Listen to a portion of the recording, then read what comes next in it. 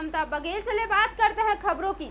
लोगों को गर्मी से राहत नहीं मिल पा रही है। हिसार में अत्यधिक तापमान 43.6 डिग्री दर्ज किया गया है।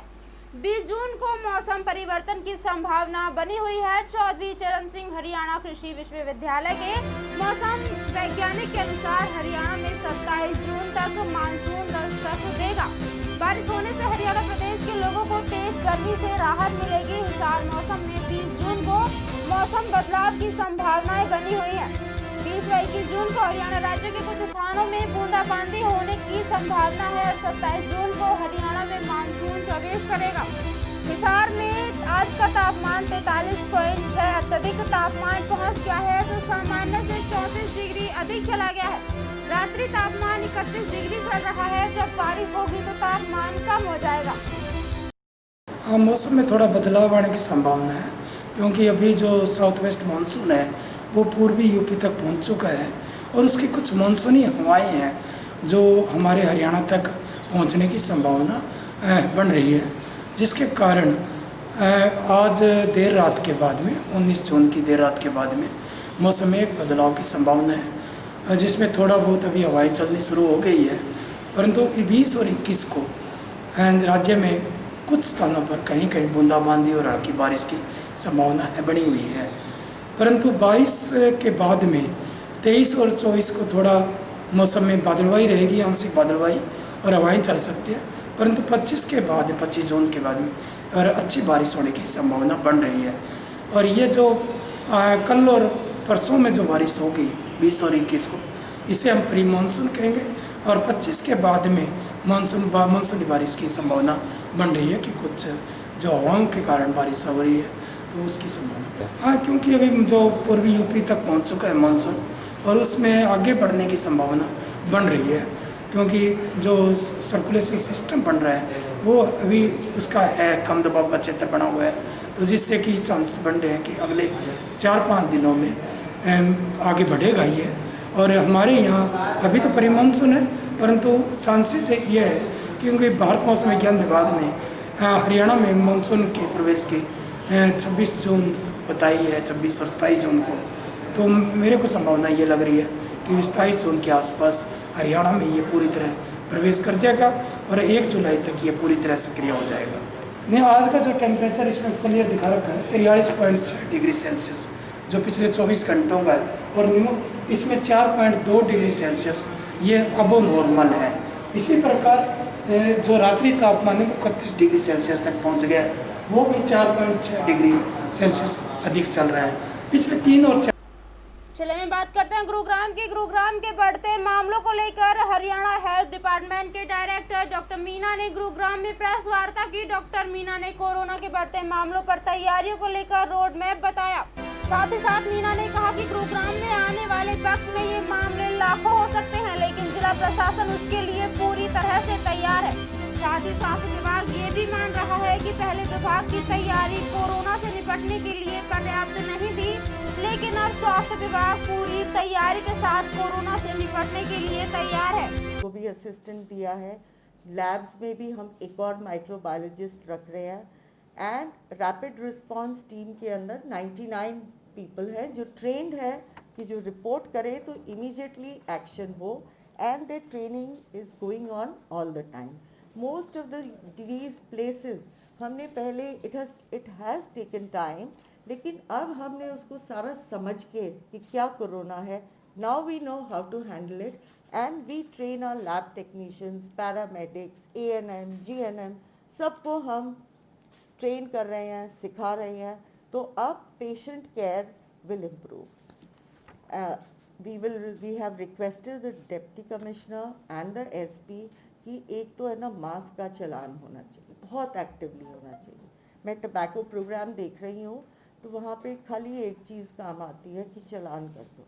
उनको मैं समझाऊँ सिखाऊँ कुछ नहीं, एक चलान हो गया वो कभी नहीं भूलेगा।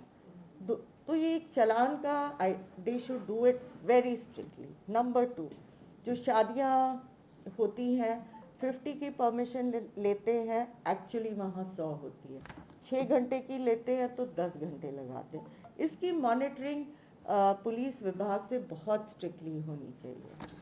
और जो टीम ऑफ वॉलंटियर्स हैं, वो एक जो चीज़ मैं मिस कर रही हूँ in Gurgaon and which I know can be done is volunteers, make the true warriors. Training हम उनको 5 घंटे में ट्रेन कर देंगे। हमें डेडिकेटेड पीपल चाहिए जो फ़ोन कॉल पे अवेलेबल हो। They are giving me list of 7,000 and all, but नहीं, मैं कह रही हूँ doctor Yadav, make a fresh beginning. आज से volunteers they will help you a lot. इनको बहुत पता है कितने। चलिए मैं फिर से बात करते हैं गुरुग्राम की। गुरुग्राम में कोरोना के बढ़ते ग्राफ के बीच अब स्वास्थ्य विभाग और जिला प्रशासन ने कोरोना को हराने के लिए योजना तैयार कर ली है। आने वाले समय में कोरोना के मामलों में भारी इजाफा हो सकता है। इसी के लिए स्वास्थ्य विभाग के स्टाफ में भी बड़े स्तर पर अधिकारी और कर्मचारियों की नियुक्ति की गई है। कोरोना के प्रकोप से पार पाने के लिए स्वास्थ्य विभाग गुरुग्राम में करीब 30 अधिकारी और कर्मचारियों की नियुक्ति की गई है। वहीं वॉलंटियर्स की भी खोज की जा रही है कि बड़ी संख्या में वॉलंटियर्स भी मिल जाएं, जिससे स्वास्थ्य विभाग की मुश्किलें कम हो सके।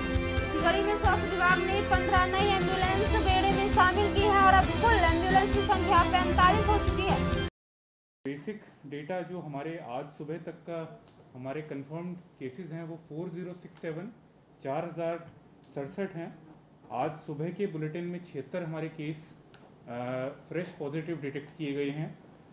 2171 व्यक्ति हमारे डिस्चार्ज हो चुके हैं तथा 1844 हमारे एक्टिव पॉजिटिव केसेस आज के दिन ज़िले में मौजूद हैं। कुछ अलग अलग पहलू हमारे इस कोविड के जो पूरा संघर्ष है, अब करीब हमारे 3 महीने हो गए हैं जो हम एकजुट होकर इसको सामना कर रहे हैं। तो बेसिक से बेसिक चाहे एम्बुलेंस की बात हो, जितनी एम्बुलेंसेस हमारे पास जब ये हमारी कोरोना के संघर्ष शुरू हुआ था उस समय पे थी, आज से उससे काफ़ी हमारी वृद्धि हो चुकी है। 31 से ज़्यादा हमारे पास एम्बुलेंसेस ज़िले में उपलब्ध हैं। 24 घंटे हमारी हेल्पलाइन एक्टिव रहती है। मल्टीपल लाइन की हेल्पलाइन है, मल्टीपल उसमें ऑपरेटर्स रहते हैं ताकि किसी भी समय मिनिमम वेटिंग पीरियड रहे, चाहे कोविड। जैसा अभी आपको उपायुक्त महोदय ने बताया कि लगभग 4000 के करीब कोरोना से संक्रमित व्यक्ति अभी तक गुरुग्राम में हैं। ये टोटल आंकड़ा है जो हमारा मार्च से लेकर आज तक का है।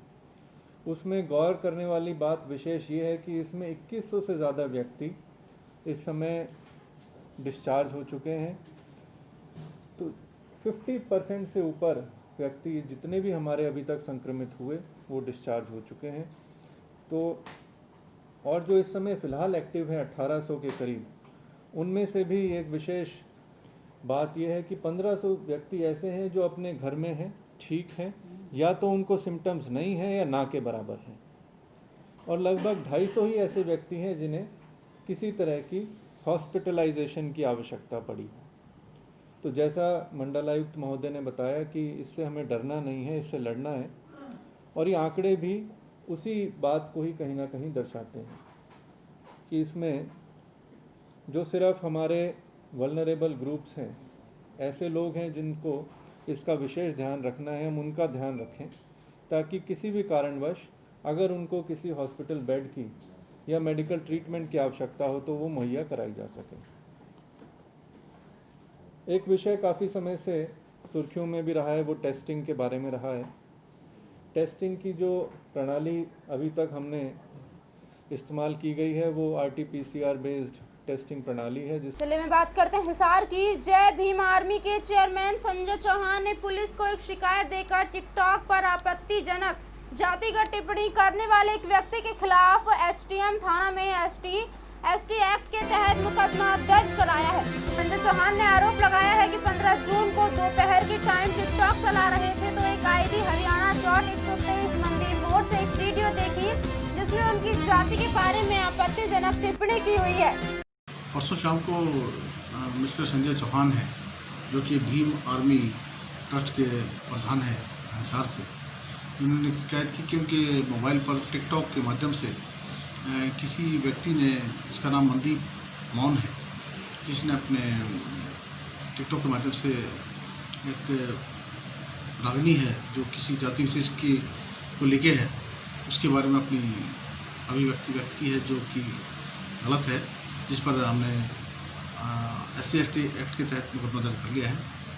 बहुत जल्द उसको गिरफ्तार करेंगे। तो सर इसमें किस तरह की आपत्तिजनक बातें बोली गई है, किस तरह कोई बताया? इसमें आपको पीछे याद होगा जैसे कि सपना चौधरी जो रागनी गाई जिसके ऊपर उनके खिलाफ मुकदमा दर्ज हुआ था, वही रागनी है और उसी रागनी को उसने अपने टिकटॉक में पेश किया है।